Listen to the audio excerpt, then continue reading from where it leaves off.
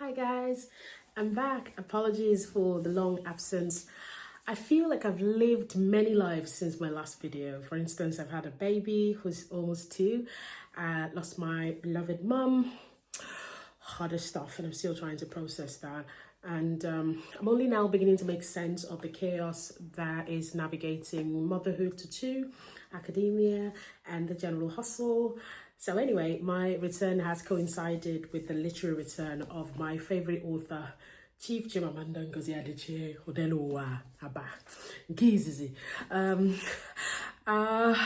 She is just effortlessly graceful as a person and as a writer. Dream Count is a triumphant return. And in true Adichie fashion, it opens up a lot of discussions around, especially the age-old question of what do women want? Because what we see, and I need to pause here to do a spoiler alert. If you've been following me, you'll know that I read these novels so you don't have to read them, which means sometimes I spill a lot of the beans in my review, and that's why I've actually waited for a while before coming on here to talk about this book, because I wanted everyone to have a chance to read the novel for themselves, and then let's discuss it. I pride myself in saying that when you've listened to one of my reviews, you can actually just go through life, I don't know, pretending like you've read the book. So what we see is a saga. In fact, I think it's what Adichie gives us in Dream Count is what The Guardian has called a stately sisterhood saga about a group of women whose lives haven't turned out quite as planned. It's a bit harsh, because the truth is, whilst their lives have not turned out quite as planned in terms of relationships with men because of societal expectations. 3 of them are Igbo Nigerian women who live in the US. Omelogo, who is Chiamaka's cousin. Chiamaka is the protagonist, the one who tells the story from the beginning. When we first meet her, she's 44 years old, and it's in the middle of a pandemic, and she's the one who's doing the dream counting. So she goes back in time during this series of reminiscences about past lovers and what she's learned from these relationships, where those men are now. She's Googling them, and she's just wondering what would have happened if she'd actually ended up with them. So she's rich and spoiled and ambitious, especially when it comes to love. She's a travel writer who has the privilege of just taking her time because her father has money, the sort of money that, made people... She had this boyfriend, Donnell, who was really horrible to her, and he often wanted to make her feel bad about this wealth that she had nothing at all to do about. And she is ambitious. Too ambitious, especially when it comes to love. And what I mean by this, in fact, I'm going to be focusing a lot on Chiamaka, who's called Chia, because I will draw a parallel between her and the character of Chioma in Omoni Oboli's popular Nollywood flick. For those who follow, is all over Nigerian social media. People discussing this film is become a very huge part of popular culture. People saying things like Odogu is from that film. So I'm going to be looking at Chiamaka and Chioma. Chioma, who is the kind of ambitious girl who meets a man who has so much money he had to buy an entire building. Of course, Nollywood is often hilarious, and this man buys an entire building just to come and get her phone number. Hilarious, yes. And so what people have learned from the film, what young women have taken away from the film, and their mothers, of course, Nigerian mothers, is that you don't have to do it all. You're supposed to enjoy receiving love. But for Chiamaka, she's looking for something more. And what she's looking for is entirely undefined in terms of course, we see the ways in which these men fall short. But I actually liked Chuka, who was one of the last men that she dealt with. He was ready for marriage, and this is where the parallel comes between this character and that of Omoni Oboli, is that the character of Chuka, from the onset, wants marriage, and he makes it clear. And this is the kind of man that Nigerian mothers tell you to go for, to look out for.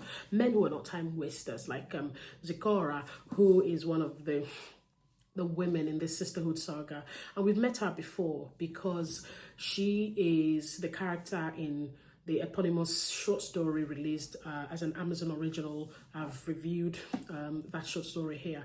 It's the entire story, and it makes it into this novel, and well, it makes it easier for you to read, because if you get to that point, I don't know, you might want to skip it over. So, and she coins this expression, thieves of time, to describe the men in her life, the men that they've been meeting, the ones who are not serious enough to want to do anything. Zikora, of course, we know, is abandoned by her boyfriend, her Ghanaian American boyfriend Kwame, when he finds out that she's going to have a baby, and he wasn't sure that they had an agreement about having a baby. And she thought that he knew, because she said to him once, "I'm getting up a bill," and he says, "Okay." So one of the things we're going to be looking at, we're looking at in the novel, is this idea of men not being entirely present, because we see, as the Guardian says, these women, their lives haven't turned out the way that it should, and they also say it's because of the men. Well, it's because they don't want to settle for certain kind of men. And Chiamaka goes back in time, and she's reliving all these experiences: the married lover, married English lover, the terrible academic African-American, Darnell, who's horrible, and she's sort of regurgitating these men in her past, and she's thinking about all of them and, you know, what could have happened. But Chuka is good. He's actually someone who thrills her in bed. He's passionate, he's kind, he's just, I don't know, the picture of an Odogu as we see in Omoni Oboli's film.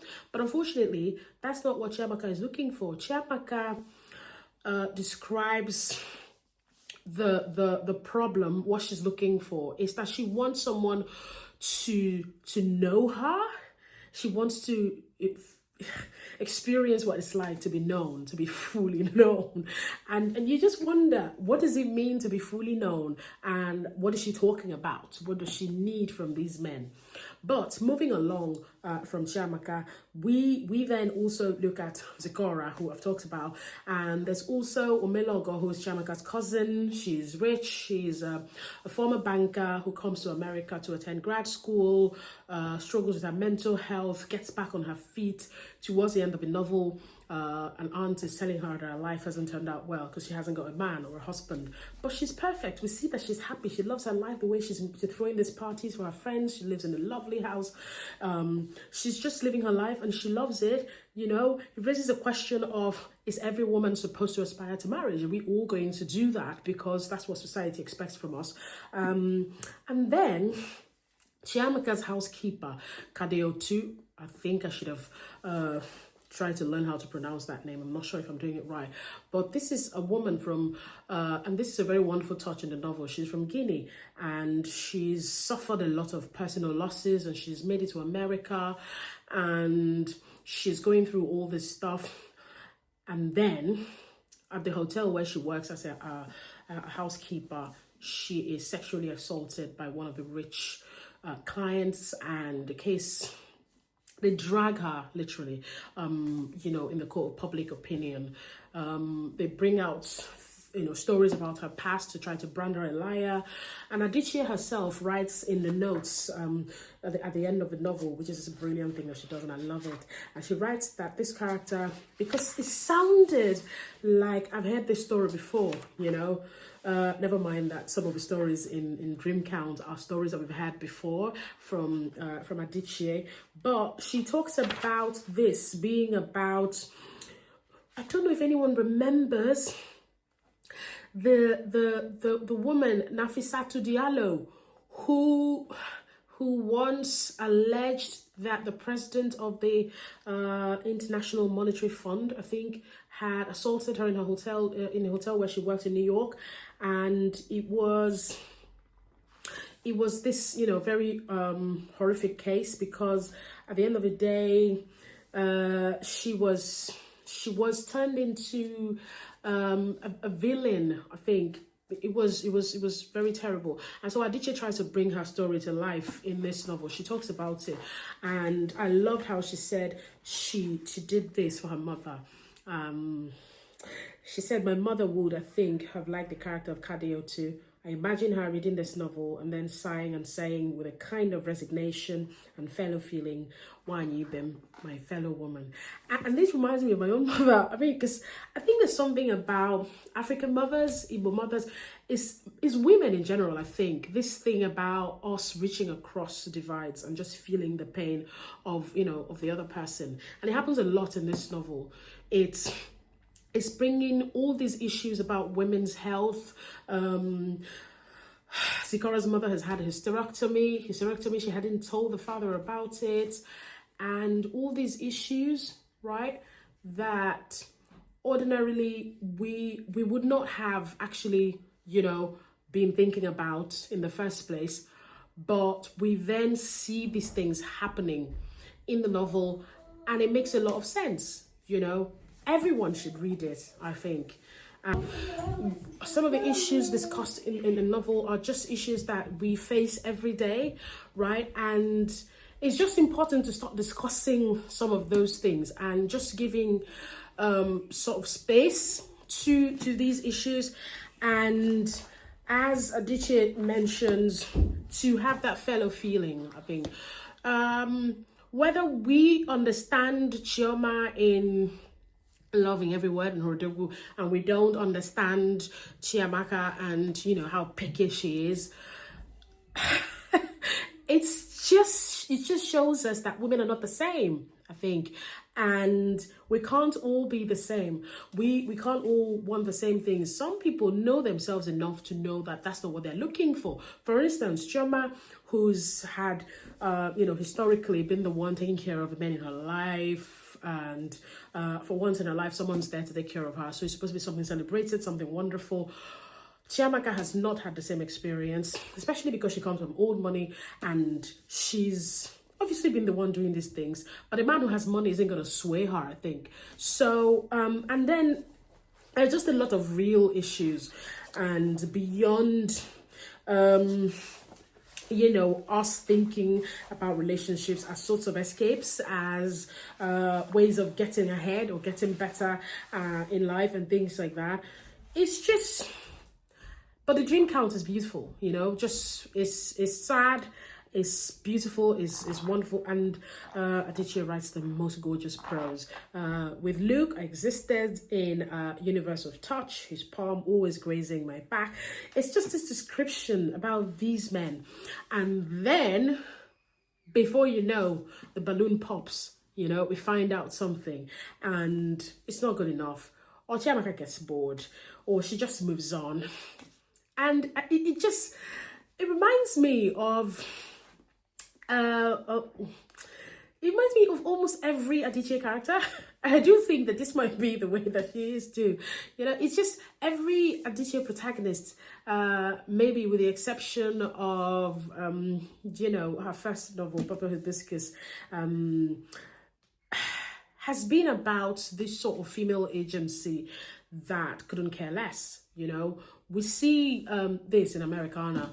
You know, we see Ifemelo just going out and sleeping with a neighbor just because she was bored of this relationship with this man that everyone looks at and thinks, well, she's supposed to get ahead because of this. You know what I mean? It's just, well, I'm just going to stop here and say, let's have a look. And if you got any questions or anything, just shoot them my way, and I will see you in the next one, I guess. Yeah, another thing that I wanted to say is, well, this has been reviewed quite a lot, and a lot of people have had a lot of issues. People have said there's not a lot of work that went into the writing because of all the other stories that we recognize, and you know, it looks like a series of short stories jumbled together. Yeah, let's hear thoughts about that as well. And yeah, thank you very much.